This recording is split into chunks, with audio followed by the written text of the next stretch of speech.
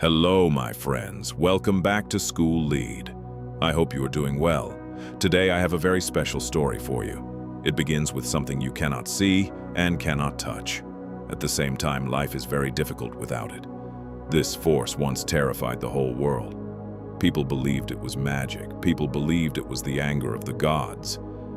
Can you imagine a world with no lights, no phones, no power at all? Today, this same invisible force quietly lives inside every wall of your home. That invisible force is electricity, and today we explore the history of electricity.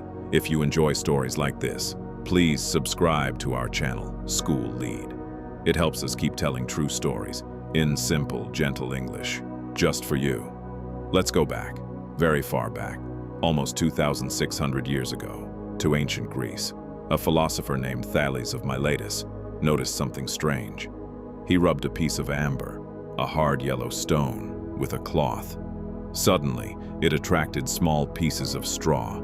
The Greeks called amber electron. Centuries later, this word became the root of the word we use today, electricity. For over 2,000 years, this strange force stayed a mystery.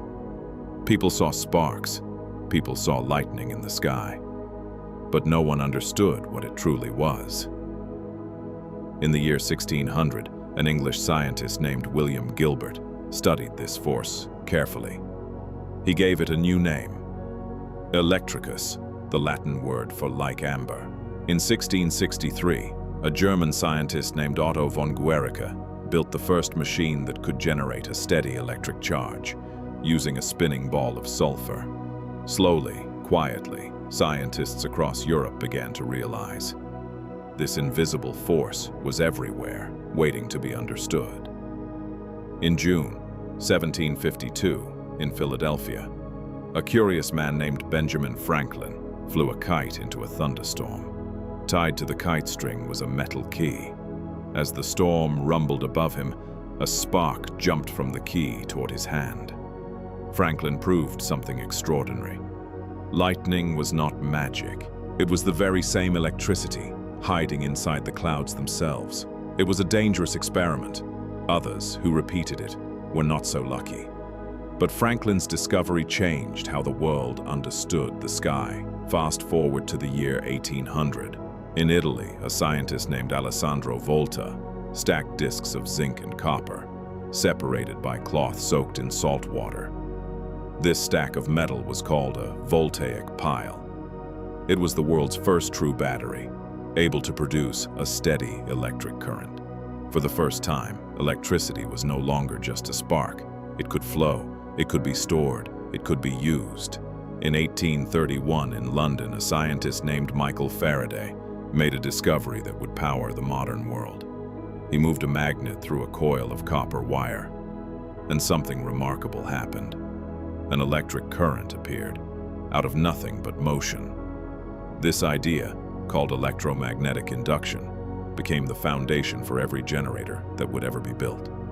By the late 1800s, inventors around the world raced to capture electricity inside a glowing glass bulb. In October 1879, at his laboratory in Menlo Park, New Jersey, Thomas Edison tested a bulb with a carbon filament. It glowed steadily for over 13 hours. In 1882, Edison opened the Pearl Street Station in New York City, the world's first commercial power plant, lighting up 85 buildings. But Edison's system used direct current called DC, which could only travel a short distance before losing power. A rival inventor, Nikola Tesla, working with businessman George Westinghouse, championed a different kind, alternating current called AC, which could travel much farther. Through the late 1880s and 1890s, these two systems fiercely competed. This period became known as the War of Currents. In 1895, a power plant at Niagara Falls proved AC could send electricity over long distances efficiently. Alternating current became the standard the world still uses today. By the early 1900s, electricity began spreading through cities. But in rural areas, farms and villages remained dark for decades longer. In the United States, the Rural Electrification Act of 1935 finally began bringing power lines to millions of farms across the countryside. Slowly, country by country, decade by decade, this invisible force reached homes across the entire world. Today, electricity touches nearly every part of daily life: our lights, our phones, our hospitals, our factories, our schools. As of recent global data, about 92% of people on Earth now have access to electricity. Still, around 700 million people remain without power, most of them living in sub-Saharan Africa, waiting for the light to reach them too. New sources of power are changing the grid.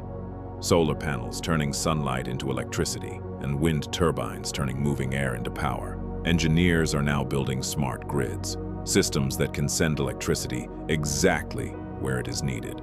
Moment by moment, electric cars are replacing engines that once needed gasoline, quietly charging overnight in millions of homes. Scientists are also researching nuclear fusion, a future power source that could one day generate enormous energy, cleanly and safely. Here is something worth remembering. This powerful force once terrified people. Lightning was feared as an act of angry gods. Today, that very same force quietly lives inside every wall of your home, waiting patiently behind a simple switch. This is School Lead to learn beyond. Every story you hear here makes your English a little stronger. If this story about electricity taught you something new, tell us in the comments what surprised you most. Thank you for being here.